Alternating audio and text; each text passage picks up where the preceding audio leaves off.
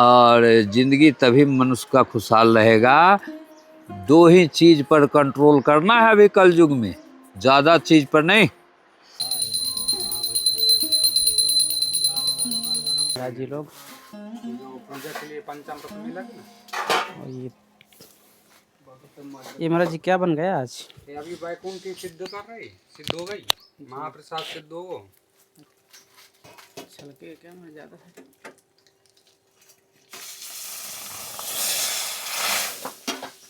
उसे वैसा मिलेगा। मन की इच्छा पूरी होगी, क्योंकि ये ज्योतिर्लिंग का यही वरदान। सारा प्रेरणा तुम्हें अपने आप प्राप्त होगा, किसी के पास जाने की जरूरत नहीं, किसी के पास नहीं जाने की जरूरत। इस जन्म में नहीं हुआ मेरा तो अगले जन्म में हो जाए, उस जन्म में नहीं हुआ तो अगले जन्म में हो। जब 7 बार में वो नहीं सुधरता तब तो फिर वही 84 लाख में उसको डाल देते हैं। साथियों, आप सभी को जय सिया राम। मैं रमेश पटेल आप सभी का स्वागत करता हूं आपके अपने चैनल धर्म की राह में। दोस्तों, अभी हम हैं चित्रकूट के जंगल पे और ये स्थान है चक्की घाट, जैसा कि आप लोग अच्छे से जानते हैं। और आज पुनः दोस्तों आए हुए हैं सिद्ध संत महावीर बाबा के पास, जो विगत वर्ष एक बड़ा अनुष्ठान हुआ था। अनुष्ठान क्या, उनकी इतनी तपस्या थी 6 महीने की, जो कि दूध पे 6 महीना काटे थे। तो अनुष्ठान के बाद दोस्तों फिर आना नहीं हुआ था कि देखें कैसे हैं महाराज जी, क्या चल रहा है। उनके दर्शन भी, उनके जो दोस्तों वचन है ना, बड़े दिल पे लगते हैं, एकदम से मोहित कर लेते हैं, जीवन को एक अलग ही दिशा में ले जाने के लिए प्रेरणा देते हैं। तो दोस्तों जितना हो सकता है इतना लगाओ। एक तो सबसे हमें बेहतरीन स्थान यही लगता है चक्की घाट का, जो पूरा इलाका है ना, ये पूरा लगभग 1.5-2 किलोमीटर का है, फैला हुआ है। 2 नदियों का जो है पूरा संगम का पार्ट है, बढ़िया है एकदम से। यहाँ एक अलग ही एनर्जी है, अलग ही ऊर्जा है। और यहाँ का संतों का तो उनका तेज, उनका जो वचनों में एक अलग ही हो जाता है। तो उन्हीं वचनों को एक तो हम प्रत्यक्ष रूप से फील करते हैं, लेकिन आप लोग जब वीडियो देखते हैं तो जैसे जो नहीं आ पाते, वो वीडियो के माध्यम से ही दर्शन कर पाते हैं, उनके वचन सुन पाते हैं। तो आइए चलते हैं दोस्तों महाराज जी की कुटिया में और कुछ सेवा सामग्री भेंट करते हैं और आप लोगों को उनके दर्शन कराते हैं।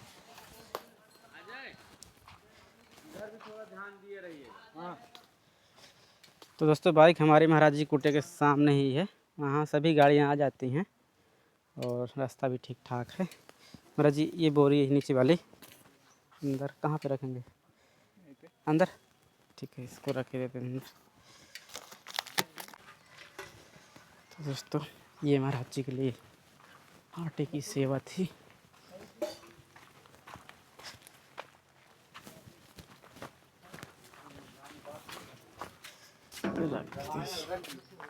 जय सिया राम, जय श्री सीताराम।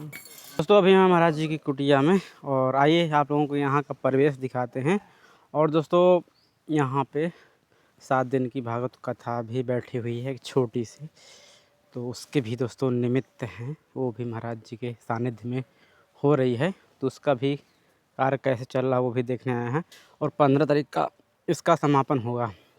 तो 15 तारीख का जब समापन होगा तो उस दिन महाशिवरात्रि भी है, तो एक दिन आगे पीछे भंडारे का व्यवस्था करेंगे। और नहीं, और 9 तारीख से मतलब यहाँ पे ये भागवत कथा चल रही है। एक छोटा सा, ज़्यादा बड़ा ऐसे कुछ नहीं है, एक छोटा पंडाल बना के सब विधि विधान से हो रहा है। और माइक साउंड स्पीकर ऐसा कुछ व्यवस्था ताम झाम नहीं की हुई है, बिल्कुल एकदम नॉर्मल एक कथा हो रही है। तो उसका भी देखते हैं अभी क्या चल रहा है। और ये पूरा दृश्य कुछ अभी का कुटिया का इस प्रकार का है। यहाँ तो आप देखते हैं नींबू के पेड़ पौधे लगे हुए हैं, आम के लगे हैं। और ये महाराज जी की कटौती, ये वाली गौशाला बनी हुई है, पुरानी है। और यहाँ पे पंडाल बना हुआ है, तो यहाँ पे भागवत कथा होती है। अभी तो पट बंद है, दोपहर से शुरू होगा। अभी दिखाएं कुछ क्लिप कल के लिए थे हम लोग।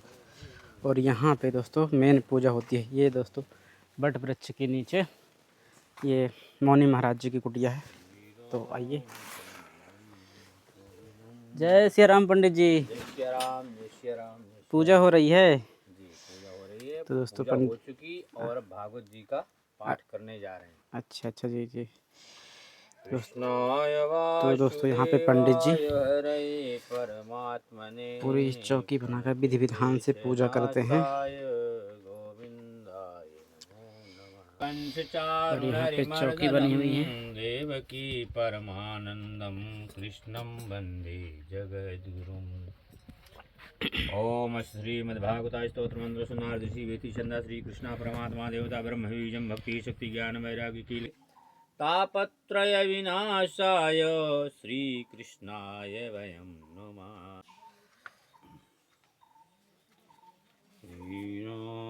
कृष्णं वंदे। प्रसाद ले लिया, कलाव बनवा लो। तो दोस्तों यहाँ पे महाराज जी का धुना है जहाँ पे हवन करते हैं गुरुदेव के चरणों में वासे उसके लिए सब जी। और सामने आप लोग ठाकुर जी भगवान के दर्शन कीजिए। जय हो प्रभु। हाँ यार थोड़ा सा रखो और यहाँ दोस्तों प्रसादी की तैयारी कर रहे हैं महाराज जी लोग। क्योंकि वो पूजा के लिए पंचामृत मिलेगी ना। और ये महाराज जी क्या बन गया आज? ये अभी वैकुंठ की सिद्ध कर रही, सिद्ध हो गई, महाप्रसाद सिद्ध हो। पनीर अभी सिद्ध करनी है।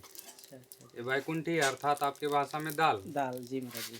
और पनीर और आलू भुर्जी का सब्जी रहेगी, सब्जी रहेगी, राम भाजी। दोस्तों चल रहा अनुष्ठान। तो पंडित जी भी हैं और 4-5 लोग हैं। इसके बाद फिर मावा का खीर रहेगा और सिंघाड़े के आटे का हलवा और थोड़ा खीर। ये सब भोग चाहेगा आज ठाकुर जी के लिए। हाँ आज क्योंकि वो फलहार भी रहेगा ना। छलके क्या मैं ज़्यादा है।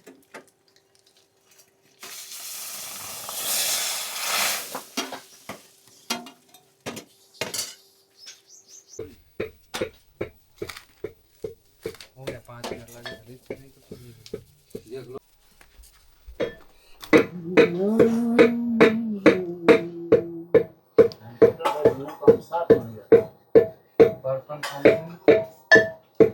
तो दोस्तों आज महाराज जी कुटिया में ये भैया हैं, ये भैया, ये महाराज जी और ये दादाजी भी हैं। और ये हमारे पंडित जी जो अनुष्ठान कर रहे हैं। जय श्री राम। जय श्री राम, जय श्री राम, श्री राधे। और वो महाराज जी भी होंगे ना अभी कि नहीं? वो 2 बजे के बाद आते हैं। 2 बजे आएंगे ना। 2 बजे से शुरू करेंगे बंकट। तो ये दोस्तों जितने भी चित्रकूट में अधिकतर काम होते हैं पंडित जी हमारे अनुष्ठान संपन्न करवाते हैं। जो होता विधि विधान का पूरा कार्यक्रम ये महाराज जी ही। पिछले बार जब रवि बाबा जी के यहाँ किए थे तब भी महाराज जी हवन कराए थे। तो बस ऐसे ही संतों के पास। तो दोस्तों अभी चल रहे हैं महाराज जी मंदाकिनी मैया। भगवान के जो पात्र निकलते हैं उनको साफ भी जाते हैं और सत्संग भी बढ़िया मंदाकिनी मैया के किनारे मंदाकिनी मैया के आशीर्वाद से मिल जाता है महाराज जी का आशीर्वाद। तो दोस्तों आ चुके हैं मंदाकिनी मैया के किनारे। जय हो मंदाकिनी मैया की। जय जय सिया राम। ये दोस्तों मंदाकिनी मैया के दर्शन कीजिए आप लोग। जय सिया राम, जय हो श्री राम। जय राम, जय जय राम। जय मंदाकिनी मैया की जय हो। कामतानाथ जी महाराज की जय हो। जय श्री राम। हमारी पानी कम होता जा रहा है। पानी अभी थोड़ा और कम हुआ, थोड़ा फिर नहीं फिर उतना ही जल।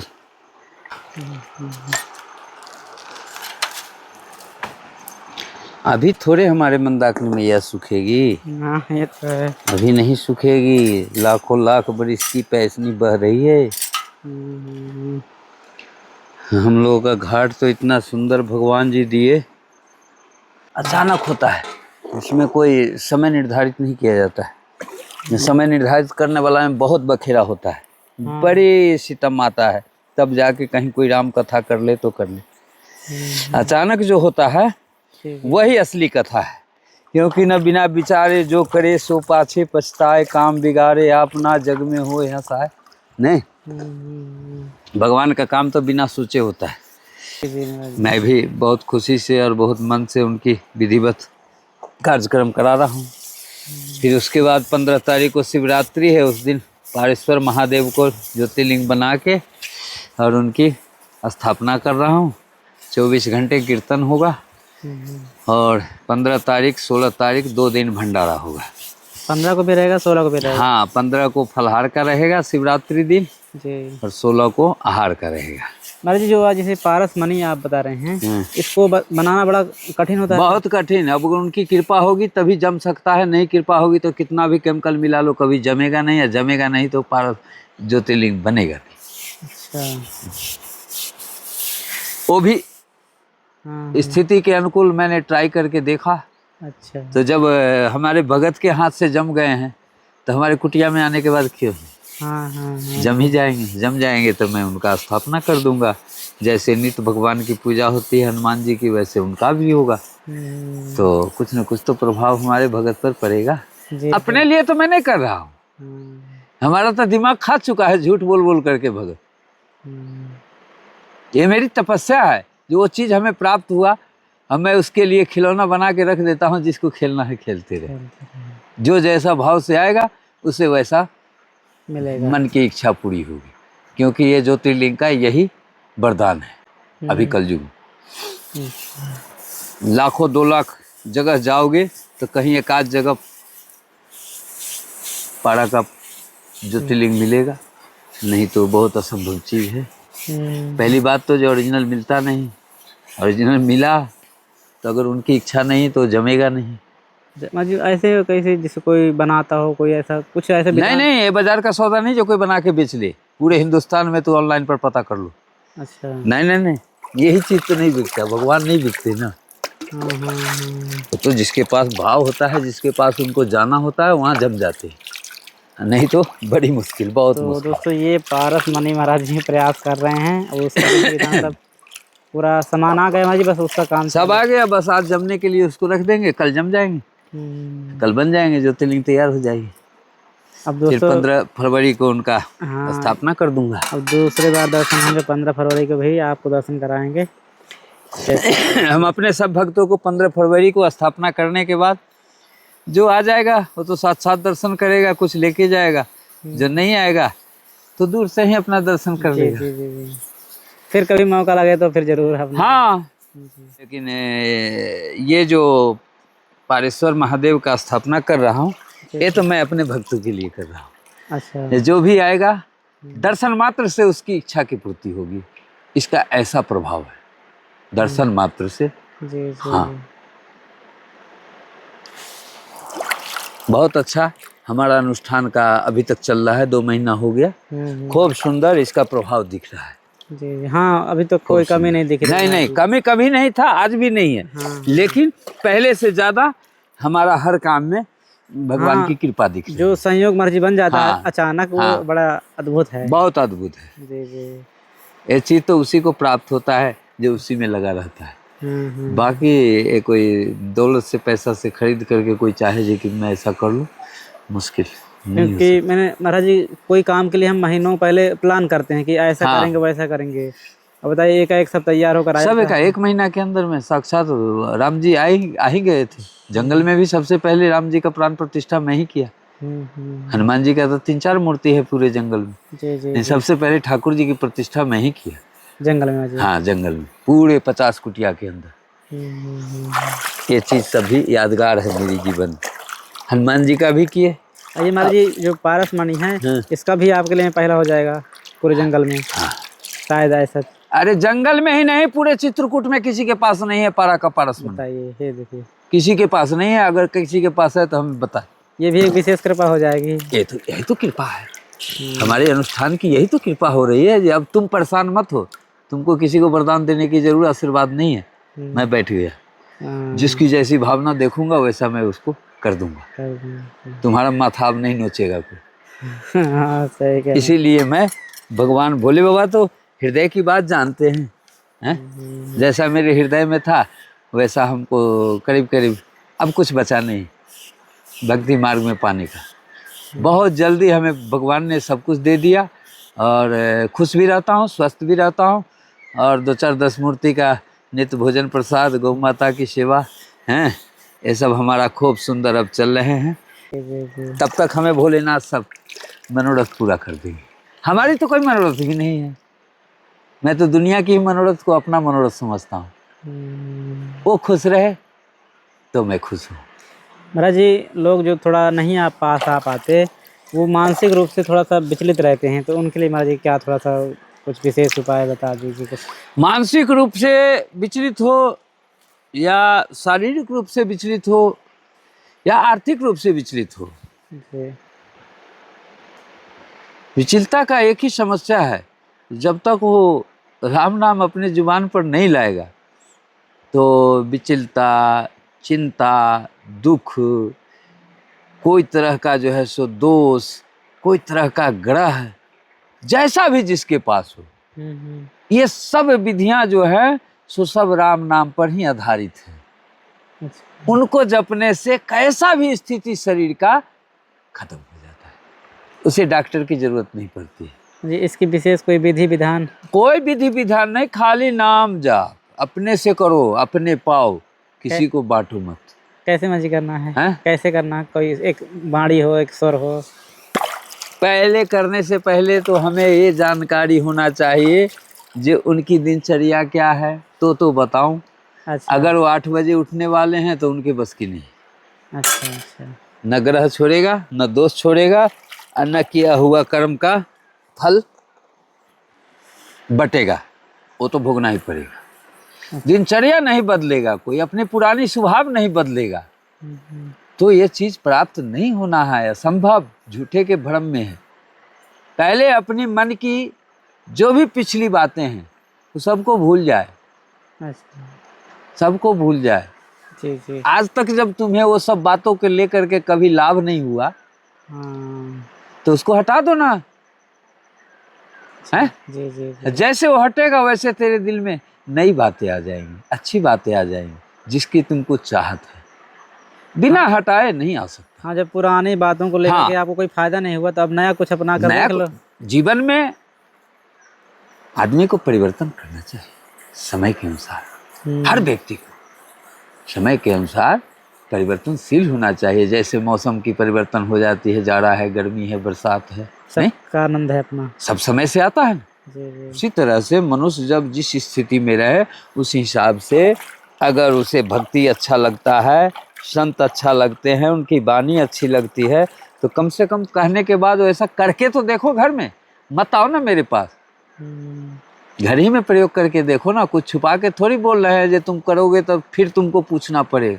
तुम खाली स्मरण करो, सारा प्रेरणा तुम्हें अपने आप प्राप्त होगा। किसी के पास जाने की जरूरत नहीं, किसी के पास नहीं जाने की जरूरत है। खुद भगवान सब सारा मार्ग का रास्ता बताते हैं अंदर से। हम लोग को किसने बताया? जंगल में 15 साल से है, किसने बताया? पूजा करना, भगवान से कैसे प्रेम करना, रसोई कैसे बनाना, आए गए भगत से कैसे प्रेम भाव से बात करना, नहीं, ये सब चीज किसने सिखाया मुझे?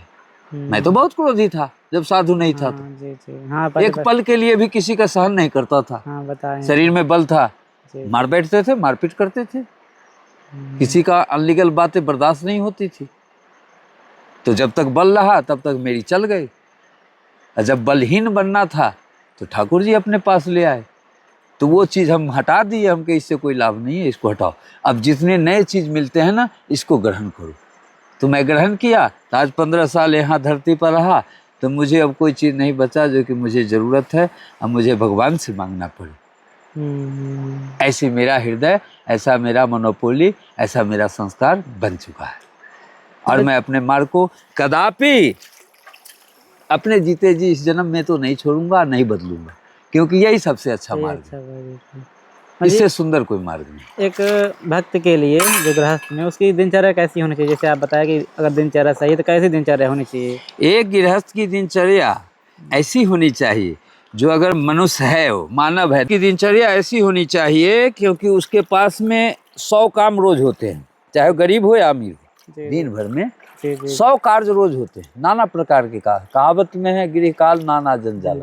जिसको गृहस्थी में सुखी रहना है, अपना घर का भी काम करना है, पत्नी को भी पालना है, बच्चे को भी पालना है, माँ बाप को भी सेवा करना है, उसके लिए सबसे पहले उसको अपना शारीरिक क्रिया बनाना पड़ेगा। बिना शारीरिक क्रिया बनाए एक आदमी 10 आदमी को नहीं पाल सकता है। और शारीरिक क्रिया से इतना लाभ होते हैं जीवन में जो 100 को भी पाल देता है और उसको कोई पूंजी नहीं लगता है, लेकिन वैसा स्थिति बनाना पड़ता है। हमारी शारीरिक क्रिया क्या होती है? शारीरिक क्रिया है मनुष्य का जो गृहस्थ में जन्म लिए है, ब्रह्म मुहूर्त में उठो।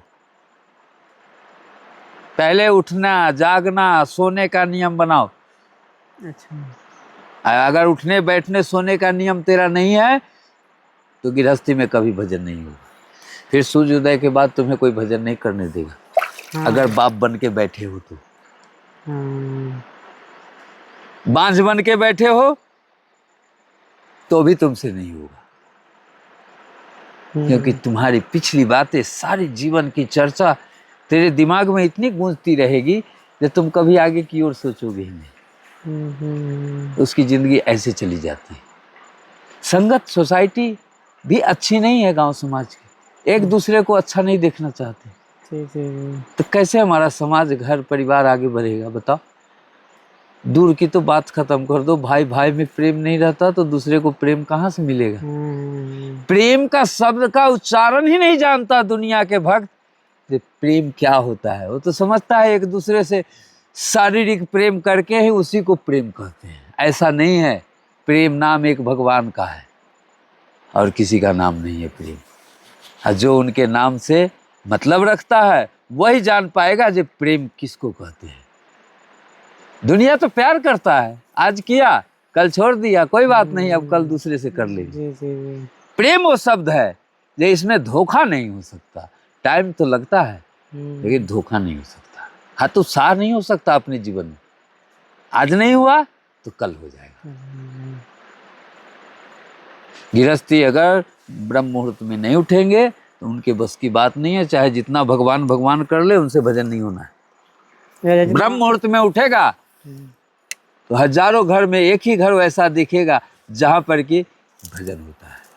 और रोज उठ करके अपना सबसे पहला क्रिया करता है भगवान का, फिर अपना घर का क्रिया करता है। जितना ही देर कर लेगा, रोज करना है। ये नहीं जा कर लिया 10 दिन छोड़ दी तो सारी जिंदगी ऐसे करते रहो, कभी भगवान की कृपा नहीं पाओ। हाँ, 10 मिनट ही करो उठ के, लेकिन वही समय वही नियम तुम्हारा जागने का होना चाहिए। तो ब्रह्म मुहूर्त में बहुत जल्दी भगवान की कृपा हो जाती है। और किसी भी समय करो तो ना वैसा वातावरण रहता है, ना उतना शांति रहता है, ना आदमी को भजन हो पाता है। एक माला किया, 10 गुड़िया घुमाया, उधर से पापा फल्ला चिल्लाना है। हाँ। अरे वो बुला रहा है, अरे चलिए ना भाई जल्दी काम है। हो गई उनकी, चलो पहले तुम्हारा काम करता हूँ, भजन तो बाद में भी करूँगा। ऐसे आदमी से कभी भजन नहीं हो सकता और कभी भगवान की कृपा प्राप्त नहीं कर सकता, क्योंकि उसके लिए उतना देर के लिए सबको न्यारा कर देना पड़ता है। तो कोई भी काम हो, मैं जब बैठ गया हूँ तो ये काम करने के बाद ही करूँगा। तो गृहस्थी जिंदगी है तो थोड़ा सवेरे उठ जाओ ना, बाल बच्चे को उठने से पहले, पत्नी को उठने से पहले तुम उठ जाओ। शरीर को कष्ट नहीं दोगे तो भगवान नहीं मिलेंगे। और एक बात सत्य है, जब तक मनुष्य शारीरिक कष्ट भगवान के प्रति, भगवान के मार्ग में नहीं करता, उसको दंड नहीं देता शरीर को, तब तक उसकी कृपा नहीं होती भाई। बड़ी मुश्किल है, बहुत मुश्किल है, नहीं हो सकता। एक ही नियम तो बनाना है गृहस्थी में। हाँ, शारीरिक ब्रह्म मुहूर्त उठो, जी जी जी, सब काम तेरा होते रहेगा। अब जब थोड़ा पुण्य जमा हो जाएगा तो प्रभु की कृपा चालू हो जाएगी। तुम समझ नहीं पाओगे जो मैं नहीं सोच रहा हूँ वो भी काम मेरा हो रहा है, ये किसकी कृपा है? तो ऐसे नहीं, बहुत मुश्किल। चाहे जितना बड़ा बिरला हो, करके कोई दिखा दे। हैं? बोलने से थोड़ी होगा, करो। हम तो वही बोलते हैं जो करते हैं, हमको उसी से सब कुछ मिलता है। यहाँ कौन बैठा हुआ है मेरा मनी ऑर्डर लेकर? सही कह रहे हैं। लेकिन तुम तो देख रहे हो, जब से आ रहे हो तब से मेरा कभी दिनचर्या बदला हुआ सा देखता है। एक रंग 300 दिन 365 दिन अपने सेवा में मस्त। गृहस्थी में सबसे आसान है, लेकिन शरीर को कष्ट देगा तभी भजन होगा, तो दोनों काम हो जाएगा। जो भजन करता है उससे पूछो, और जो भजन नहीं करता है वो अपने बोलेगा जो हमको भजन से कोई लाभ नहीं।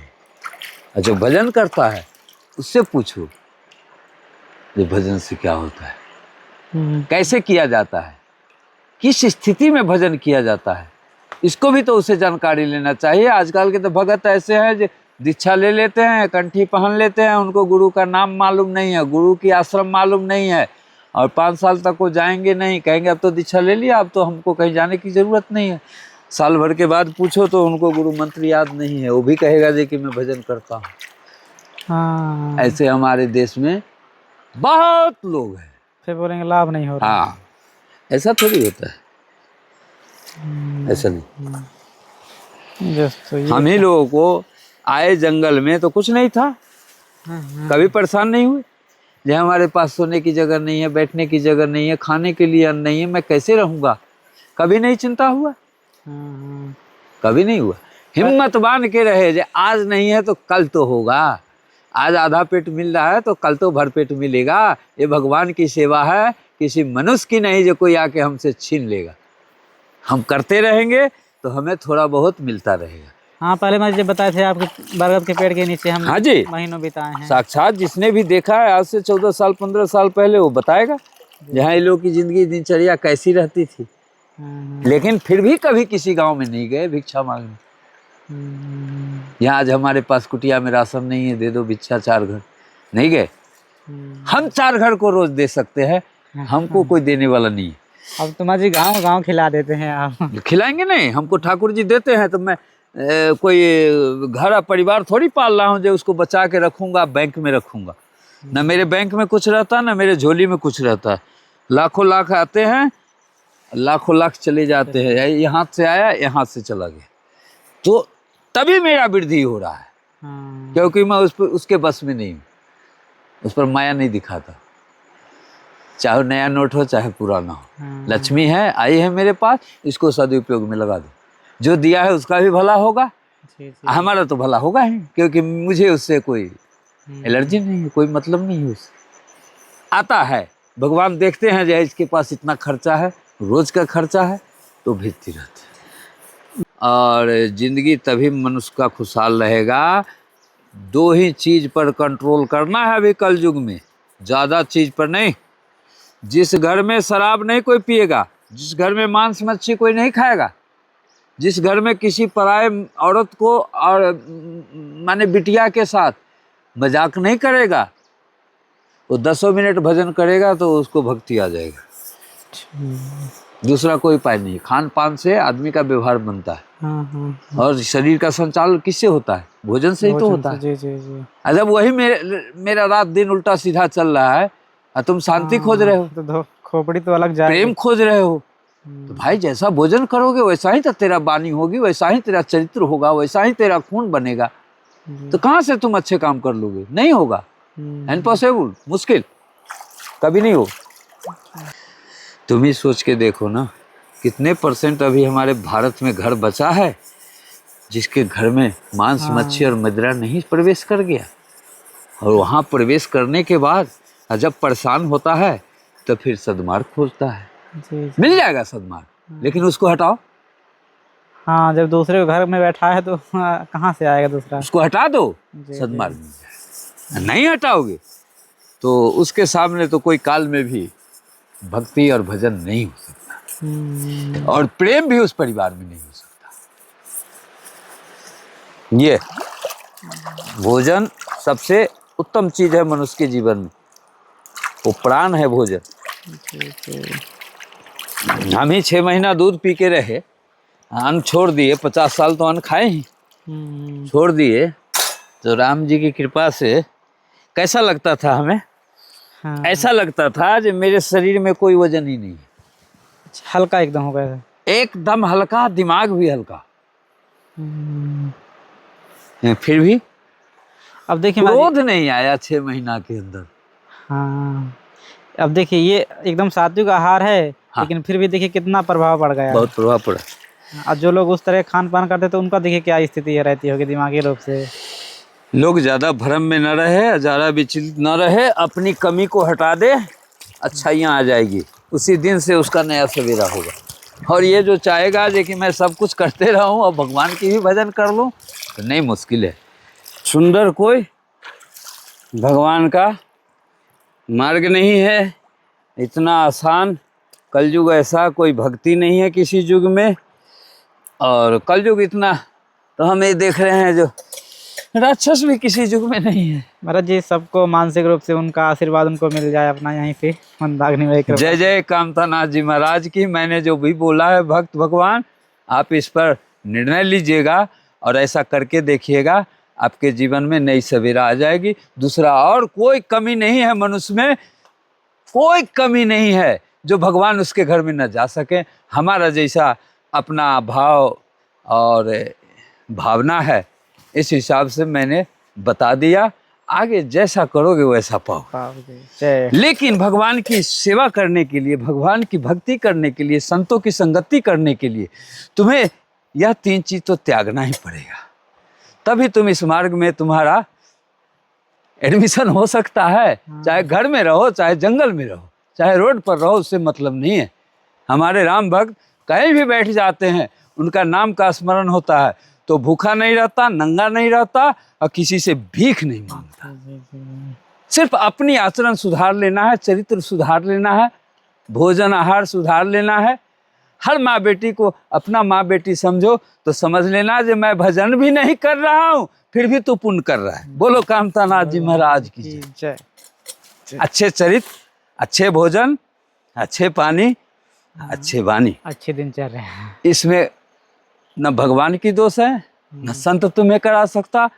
जो उपदेश दिया जा रहा है इसके अनुकूल तुम करके देखो ना, घर में ही बैठे, मत आओ ना जंगल, मत आओ भगवान के पास। तेरे पास भगवान जाएंगे, क्योंकि ये प्रमाण है कि भगवान के पास कोई नहीं पहुंच सकता है। जी जी हाँ, वो स्वयं आते हैं, भक्त के पास भगवान पहुंचते हैं। इसीलिए ऐसी आसान भक्ति इस युग में नहीं कर पाए तो सतयुग द्वापर त्रेता में मुश्किल है। फिर तो वहीं जाओगे जहाँ से निकाल के भगवान ने तुम्हें मनुष्य दिया, जन्म दिया है, वहीं फिर धक्का लगा के भेज देंगे। दूसरा कोई उपाय नहीं। भगवान 7 बार मौका देते हैं, एक बार जब मनुष्य में जन्म देते हैं 7 बार।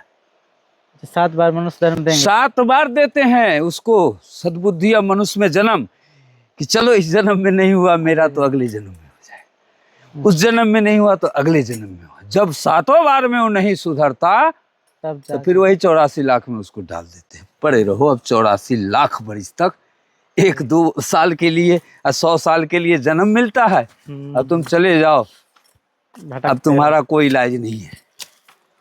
मनुष्य तो भगवान का स्वरूप है ना, अपने स्वरूप तो दिए हैं, कोई राक्षस का स्वरूप थोड़ी दिए हैं मनुष्य का। तो दोस्तों अब कथा शुरू होगी, तो शुरुआत हो रही है, पंडित जी शुरुआत करा रहे हैं और कथा शुरू ही होने वाली है। कृष्णाय वासुदेवाय हरे परमात्मने प्रणतक्लेशनाशाय गोविंदाय नमो नमः। वसुदेवसुतं देवं कंसचानूरमर्दनं देवकी परमानन्दं कृष्णं वन्दे जगद्गुरुमापदां वार्तारं दातारं सर्वसम्पदां लोकाभिरामं। तिलकं ललाटपटले वक्षस्थले कौस्तुभं नासाग्रे मरमौक्तिकं करतले वेणुकरे कङ्कणम्। पीताम्बरादर्णबिम्बफला दुरुष्टात् पूर्णेन्दुसुन्दरमुखारदविन्दनेत्र कृष्णं पदं किमपि तत्त्वं न जाने। तो दोस्तों अभी थे हम महावीर बाबा की कुटिया में, उनका आप लोगों ने दिव्य ये भाव प्रवचन और कहें उपदेश सुना। काफ़ी दोस्तों सिद्ध और पहुँचे हुए संत हैं, उनकी वाणी को आप ऐसे मत लेना, क्योंकि जिन्होंने अनुसरण किया है, जिन्होंने संगति उनकी पकड़ी है, बदले हैं लोग। तो हमारा ज़्यादा से ज़्यादा प्रयास रहता है कि ऐसे संतों की संगत आप लोगों को ज़्यादा मिले और सब तक सेवा पहुँचे। लेकिन संत कुछ ऐसे दिव्य संत मिल जाते हैं जिनका आशीर्वाद आप लोगों को इन वाणी के माध्यम से आप लोगों तक पहुँच पाता है। तो बस दोस्तों ये वीडियो आप लोगों को कैसा लगा कमेंट करके हमको भी थोड़ा सा साहस दीजिएगा, और क्या सुधार कर सकते हैं, और आपके सवाल हों वो भी कमेंट में लिखिएगा। चलिए फिर किसी नए वीडियो में ऐसे ही संतों के दर्शन करते हुए, उनके वाणी सुनाते हुए मिलते हैं। तब तक आप सभी को जय सिया राम, जय चित्रकूट धाम की, जय कामतानाथ भगवान की, जय मंदाकिनी मैया की। और यहाँ दोस्तों अमृत धारा और मंदाकिनी मैया के बीच का ये स्थान है, बड़ा ही सुंदर प्यारा है। कभी ज़रूर आइएगा दर्शन करने के लिए। जय सिया राम।